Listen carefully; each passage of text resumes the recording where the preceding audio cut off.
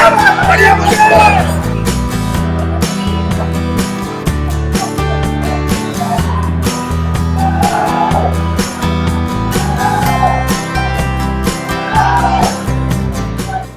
കണ്ടപ്പോഴേ പൃഥ്വിരാജിന്റെ സംവിധായക മികവ് നമ്മൾ അറിഞ്ഞതാണ്. പക്ഷെ നമ്മൾ അതിൻ്റെ അപ്പുറം നമ്മുടെ മലയാള സിനിമയിൽ ഇങ്ങനത്തെ ഒരു തരത്തിലുള്ള സിനിമ ഇറങ്ങും നമ്മൾ അമ്പരന്നു. ഈ സിനിമ കണ്ട് ഇറങ്ങാം കാര്യം വേറെ ലെവലാണ്. നമ്മൾ വിചാരിക്കുന്ന ഒരു സെറ്റപ്പിലല്ല പടങ്ങൾ. നമ്മൾ പിന്നെ കുറേ പേര് ഒരു ഓവർ എക്സ്പെക്ടേഷൻ എന്തിനാണ് ഈ പടത്തിന് കൊടുക്കുന്നത്, ഒരു ഓവർ പ്രതീക്ഷ അത് എന്തിനാണ് കൊടുക്കണതെന്ന് ഈ പടത്തിന്റെ ഇത് കണ്ടപ്പോൾ മനസ്സിലാവും. കാര്യം അങ്ങനെ അത് കൊടുക്കേണ്ട സിനിമയാണ്.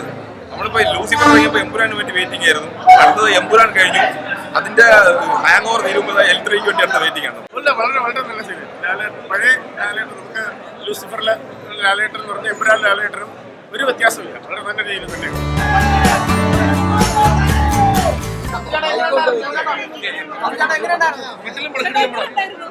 നല്ല പടം. എന്തെങ്കിലും പറഞ്ഞ സ്പോയിലർ ആയപ്പോൾ ക്ലൈമാക്സ് നമ്മളെ ഞെട്ടിക്കുന്നു.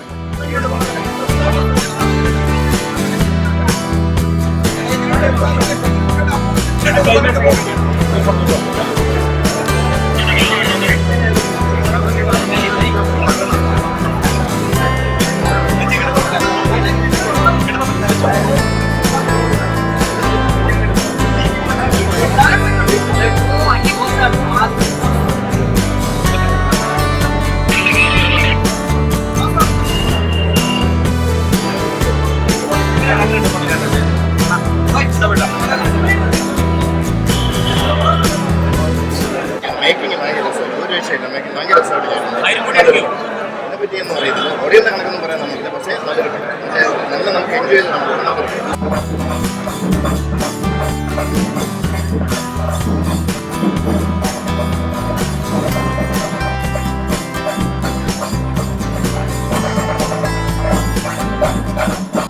ഇല്ല. അടുത്ത L3ക്ക് വെയിറ്റിംഗ്. രക്ഷയില്ല. മലയാള സിനിമത്തിൽ ഇന്റർനാഷണൽ പടമാണ്. അതായത് നമുക്ക് എന്താ പറയുന്ന പുതിയ മറ്റ് സ്റ്റേറ്റുകളെ അപേക്ഷിച്ച് നമുക്ക് ഇതൊരു നല്ലൊരു പുതിയ തുടക്കമായിട്ട് തന്നെ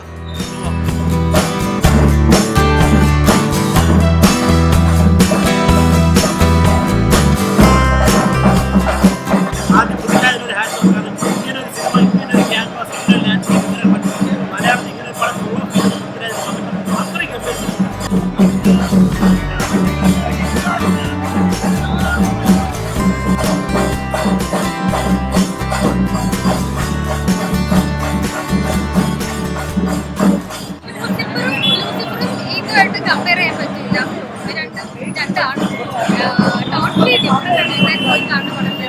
ലാലേട്ടന്റെ തീർച്ചയായിട്ടും ഫൈറ്റുകളൊക്കെ കുറവാണ്, പക്ഷെ ലാലേട്ടനെ കണ്ടിരിക്കുക. ആ സ്ക്രീൻ പ്രസൻസ് അടിപൊളി. സൂപ്പർ, നല്ല രീതിയിൽ എടുത്തിട്ടുണ്ട്. ഇവരുടെ കാട്ടിലും മേലിലും പോകുന്നു വെച്ചാൽ ഇത് ശരിക്കും ലാലേട്ടൻ എന്താണെന്ന് കാണിക്കുന്ന കഥയാണ്. അടിപൊളി. ഇവരുടെ കാട്ടിലും മേലിലും പോകും. ഇന്റർവ്യൂസിൽ തന്നെ പറഞ്ഞ കാര്യമാണ്, സിനിമയുടെ തുടക്കത്തിൽ അരമണിക്കൂർ ഏകദേശം ഹിന്ദി ഡയലോഗ്സ് മാത്രമേ ഉള്ളത്. അങ്ങനെ തന്നെയാണ് തുടക്കത്തിലെന്ന് വെച്ച് കഴിഞ്ഞാൽ ഒരു ഇന്ത്യയിലും പണ്ട് നടന്ന ഒരു സംഭവമായിട്ട് നമുക്ക് വേണമെങ്കിൽ കൂട്ടിക്കലർത്താവുന്നുള്ളൊരു കാര്യമാണ് കാണിക്കുന്നത്. അപ്പം അതുമായിട്ട് ബന്ധപ്പെട്ട് പിന്നെ ഒരു അരമണിക്കൂർ ഹിന്ദി ഡയലോഗ്സ് മാത്രമേ വരുന്നുള്ളൂ. ഹിന്ദി അറിയിച്ചില്ലെങ്കിൽ കുറച്ചൊരു ഇല്ല സബ് ടൈറ്റിൽ സിനിമയിലൂടെ കൊടുക്കുന്നുണ്ടെങ്കിലും പിന്നെ അതിനുശേഷം കേരള പൊളിറ്റിക്സിനെ കുറിച്ച് പറയുന്നുണ്ട്. അതോടൊപ്പം തന്നെ എബ്രഹാം ഖുറേഷി ആരാണ്, എന്താണ് അദ്ദേഹത്തിൻ്റെ ഹോൾ എന്താണ്, അതുപോലെ തന്നെ ഈ ഒരു വേൾഡിലാണെങ്കിൽ നെക്സസ് ഉണ്ടെന്ന് പറയപ്പെടുന്നു. അങ്ങനെ നെക്സസ് ഉണ്ടെങ്കിൽ ഏത് നെക്സസ് ആണ്, ഏതൊക്കെ നെക്സസ് ആണ് ഉള്ളത്, ഇങ്ങനത്തെ കാര്യങ്ങളെ കുറിച്ചൊക്കെ ചർച്ച ചെയ്തിട്ടുണ്ട്. അപ്പം ഇങ്ങനെ പല കാര്യങ്ങളും ഇങ്ങനെ നമ്മൾ കേരള പൊളിറ്റിക്സിനെ കുറിച്ചും ഈ വേൾഡിൽ നടക്കുന്ന ഇങ്ങനെ നെക്സസിനെ കുറിച്ചും ഇതെല്ലാം കൂടെ മിക്സ് ചെയ്ത് കൊണ്ടുപോകുന്നൊരു ഇതാണ്. ഒരു വ്യത്യസ്ത സിനിമയാണ്, ഒരു പരീക്ഷണ സിനിമയാണെന്ന് തന്നെ പറഞ്ഞ രീതിയിൽ കണ്ടു കഴിഞ്ഞാൽ തീർച്ചയായിട്ടും അതുപോലെ തന്നെ പല ഒരു സെഗ്മെന്റിലായിട്ടാണ് കഥ പോകുന്നത്. അപ്പം നമ്മൾ പെട്ടെന്നൊരു ഹോളിവുഡ് ലെവലിലേക്കുള്ള കാര്യങ്ങൾ നടക്കുന്നത്, അതിന് പെട്ടെന്ന് തന്നെ കേരളത്തിലേക്ക് വരുന്നത്, ഇവിടുത്തെ റിലവൻറ്റ് പൊളിറ്റിക്സിനെ കുറിച്ച് സംസാരിക്കുന്നത്. അപ്പോൾ ഇതെല്ലാം ആ ഒരു കണക്ഷൻ നല്ല രീതിയിൽ കൊണ്ടുപോകണം.